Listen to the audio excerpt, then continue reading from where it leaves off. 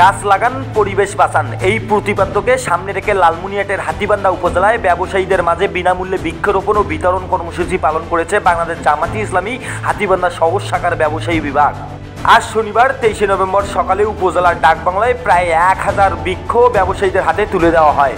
বাংলাদেশ জামাতি ইসলামী হাতীবান্ধা শহর শাখার ব্যবসায়ী বিভাগের সভাপতি নুরুন নবীর সভাপতিত্বে গাছের চারা বিতরণে উদ্বোধন করেন বাংলাদেশ জামাতি ইসলামী হাতীবান্ধা উপজেলার আমির প্রভাষক হাসেন আলী।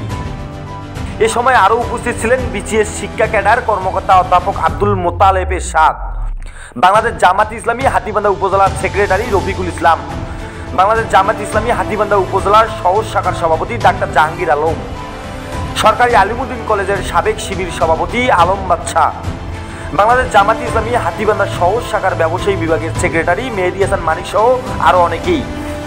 মহান আল্লাহ তাআলা সমাজের কল্যাণের উদ্দেশ্যে, সুস্থ পরিবেশ গড়ার উদ্দেশ্যে আজকের এই বৃক্ষ রোপণ এবং বৃক্ষ বিতরণ অনুষ্ঠানের আয়োজন করার সুযোগ করে দিলেন।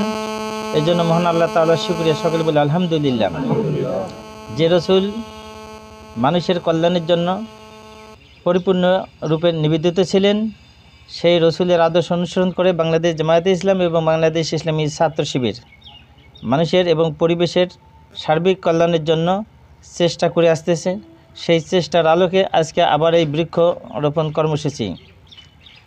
আমরা সেই রসুলের প্রতি দরুদ পড়ি, সকলে বলি সাল্লাল্লাহু আলাইহি ওয়াসাল্লাম। সম্মানিত ভাইরা, বৃক্ষরোপণের গুরুত্ব এত প্রয়োজন, বৃক্ষের এত প্রয়োজন, বনায়নের এত প্রয়োজন, সেটা যারা পরিবেশগত দিক দিয়ে জ্ঞান আছে তারা বুঝতে পারেন যে আমরা কোন ভয়ঙ্কর অবস্থায় আছি। একটি পরিবেশকে স্বাস্থ্যকর রাখতে গেলে, একটি দেশকে স্বাস্থ্যকর রাখতে গেলে মোট ভূভাগের 1/4 বনায়নের দরকার।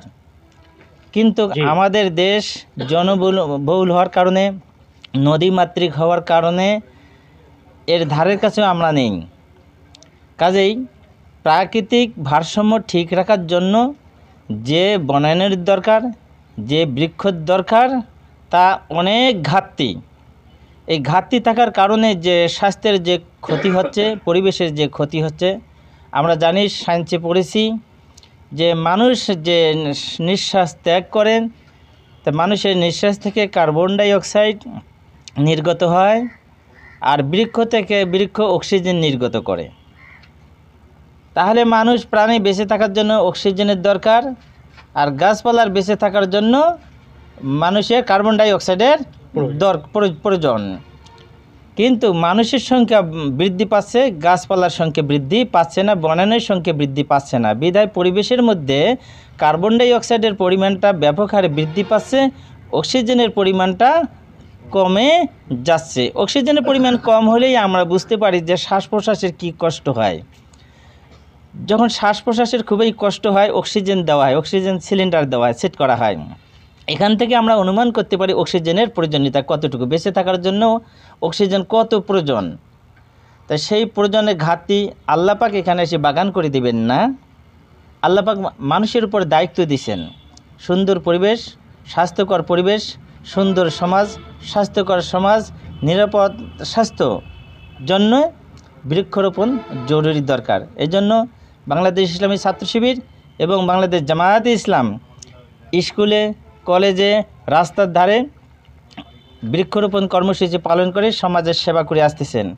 বাংলাদেশ জামায়াত ইসলামের পক্ষ থেকে হাতীবান্ধা উপজেলার শহর শাখার ব্যবসায়ী ফোরামকে ধন্যবাদ, ছাত্র শিবিরকে ধন্যবাদ, যে সকল সাংবাদিক ভাই এটা প্রচার করতে সহযোগিতা করলেন তাদেরকে ধন্যবাদ, যারা এখানে অবদান রাখছেন, সহযোগিতা করছেন, সকলকে ধন্যবাদ। আর যারা এটা গ্রহণ করে এই পরিবেশের উন্নতি সাধন করবেন তাদেরকে ধন্যবাদ জানিয়ে আমি আমার বক্তব্য শেষ করছি। আসসালামু আলাইকুম রহমতুল্লাহ।